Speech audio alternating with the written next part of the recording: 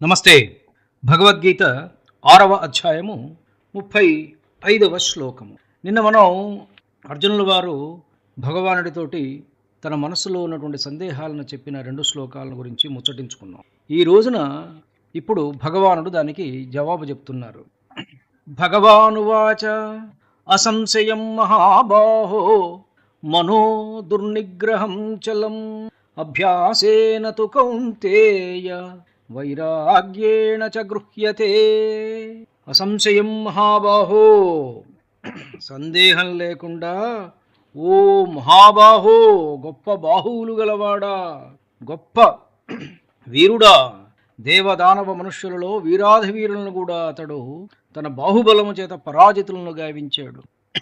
ఫిజికల్గా he's having lot of strength, అందరినీ లొంగ తీసుకున్నాడు. కానీ మనస్సును లొంగ తీసుకునే విషయంలో ఏం చెప్పాడు? గాలి కన్నా చంచలమని కదా అర్జునుల వారు చెప్పింది, దానిని చేయటం కష్టమని.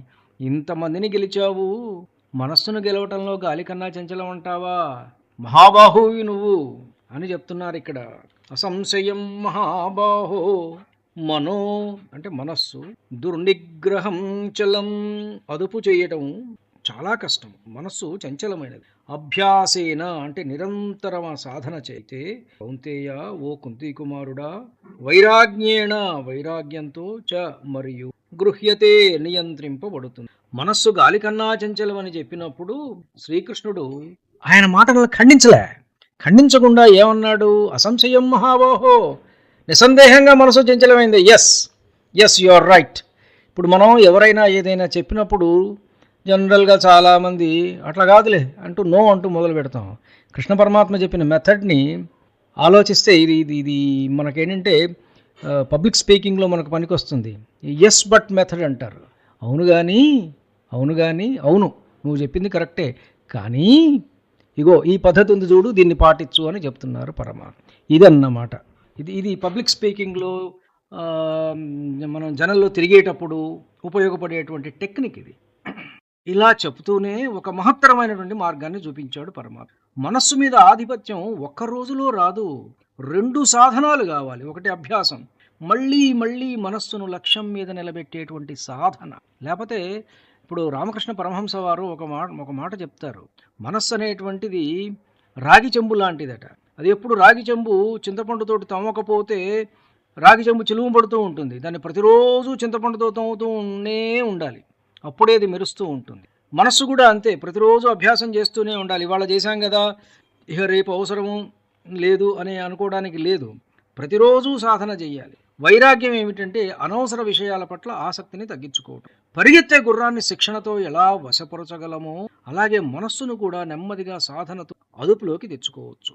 ఈ శ్లోకం యోగశాస్త్రానికే కాదు, జీవితం అంతటికీ వర్తిస్తుంది. చదువు, ధ్యానం, కళలు, వృత్తి, ఆధ్యాత్మికత ఒకటేమిటి, ఏ రంగంలో విజయం సాధించాలన్నా అభ్యాసము మరియు వైరాగ్యము అనేటువంటి ఈ 2 రెక్కలు కూడా మనిషికి అవసరం.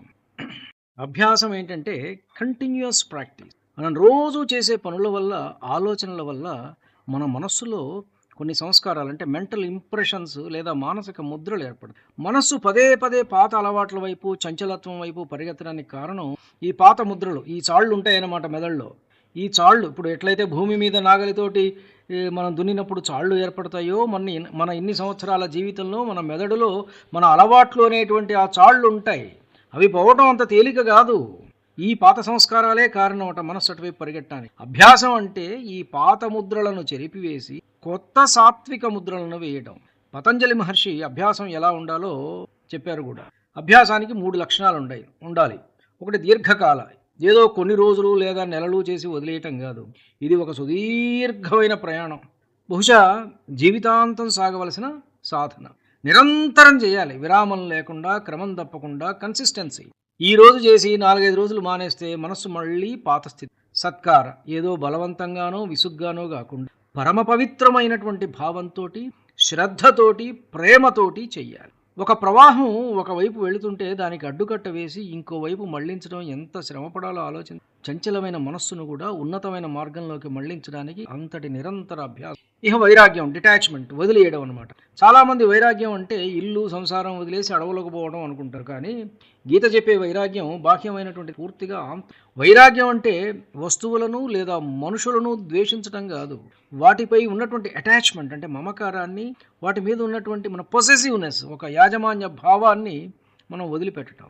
వస్తువులు మన చుట్టూ ఉండవచ్చు, కానీ అవి మన మనస్సును శాసించకూడదు. పతంజలి మహర్షి వైరాగ్యాన్ని కూడా చాలా లోతుగా ఇందులో ముఖ్యంగా 2 రకాలు ఉంటాయి. అపర వైరాగ్యం అంటే ప్రాపంచిక సుఖాలు తాత్కాలికమని, వాటి వల్ల దుఃఖమే మిగులుతుందని వివేకంతో గ్రహించి వాటిపై ఆశను క్రమంగా తగ్గించు. ఇంకోటి పరవైరాగ్యం, ఆత్మ సాక్షాత్కారము లేదా భగవతత్వంపై కలిగిన అనంతమైన ప్రకృతిలోని త్రిగుణాల లీలల పట్ల, అంటే త్రిగుణాలంటే సత్వ రజో తమో గుణాల యొక్క లీలల పట్ల పూర్తిగా ఉదాసీనంగా మారిపోవడం. ఉదాహరణకు ఒక డాక్టర్ గారు ఒక రోగికి, డయాబెటీస్ పేషెంటే ఉంటాడు, ఇష్టమైన స్వీట్లు మానేరా లేకపోతే షుగర్ పెరుగుతుంది, చచ్చిపోతావు నువ్వు, ఈ స్వీట్ తింటే చచ్చిపోతావు, నీ షుగర్ లెవెల్స్ 400 500 దాటాయి, అయిపోతావు, నువ్వు కోమాలోకి వెళ్ళిపోతావు అని ఆయన భయపెడితే రోగి మానేయడం వేరు. భయంతో లోపల కోరికను అణుచుకుని తినకపోవడం ఇది తాత్కాలికమైనటువంటిది, చేస్తాడు కానీ ఇది తాత్కాలికమైనటువంటి. ఈ స్వీట్ తింటే నా ఆరోగ్యం పాడవుతుంది అనేటువంటి పూర్తి వివేకంతో తన లోపల కూడా దాని మీద కోరిక లేకుండా వదిలేసినటువంటి, ఇది నిజమైన వైరాగ్యం. వాడి ఆరోగ్యం బాగుపడుతుంది, చక్కగా కూడా. అంటే దాన్ని సదసద్వివేచన, ఏది మంచి ఏది సత్తు ఏది అసత్తు, ఆ వివేచన ఉండాలి. అభ్యాస వైరాగ్యాల పరస్పర సంబంధం. వైరాగ్యం లేకపోతే అభ్యాసం సాగదు. మనం ఎంత ధ్యానం చేద్దామన్నా లౌకిక విషయాల మీద విపరీతమైన ఆసక్తి ఉంటే ధ్యానంలో కూర్చున్నప్పుడు మనస్సు ఆ విషయాల గురించే ఆలోచిస్తుంది. అభ్యాసం లేకపోతే వైరాగ్యం కేవలం విషయాలను వదిలేస్తే సరిపోదు. మనస్సుకు ప్రత్యామ్నాయంగా ఏదైనా ఉన్నతమైనటువంటి ఒక ఆలంబన, భగవంతుడు లేదా ఆత్మచింతన లేకపోతే నామజపము ఏదో ఒకటి కావాలి. ఆ ఉన్నతమైనటువంటి అభ్యాసం. యుద్ధరంగంలో ఉన్న అర్జునుడికి బాహ్య కర్మలను వదిలే తన కర్తవ్యాన్ని నిర్వర్తిస్తూనే ఫలితం మీద ఆశ లేకుండా ఉండటం ఎలాగో ఈ శ్లోకం యొక్క అంతరార్థం. కృష్ణ పరమాత్మ ఇంత చేస్తున్నాడు ఎందుకంటే అర్జునుడి యొక్క మనస్సును ప్రిపేర్ చేస్తున్నాడు. జరగబోయేది మహాయుద్ధం, సర్వనాశనం జరగబోతోంది, దానికి మనస్సును పూర్తిగా సంసిద్ధం చేయాలి. పరమాత్మ అర్జునుడి మనస్సు అనేటువంటి రాగి చెంబును భగవద్గీత అనేటువంటి చింతపండుతో తోముతున్నాడు. మామూలుగా చెప్పాలి, దాన్ని తోమేస్తున్నాడు, ధగ మెరిసేది. అర్జునుడి మనస్సును ఆ విధంగా తోముతున్నారన్నమాట కృష్ణ పరమాత్మ. ఈయనని ప్రిపేర్ చేయాలి కాబట్టి ఇవన్నీ చెప్పుకుంటాం. ధన్యుణ్ణి. నమస్కారం. మీ ఊటుకూరు జానకి రామారావు.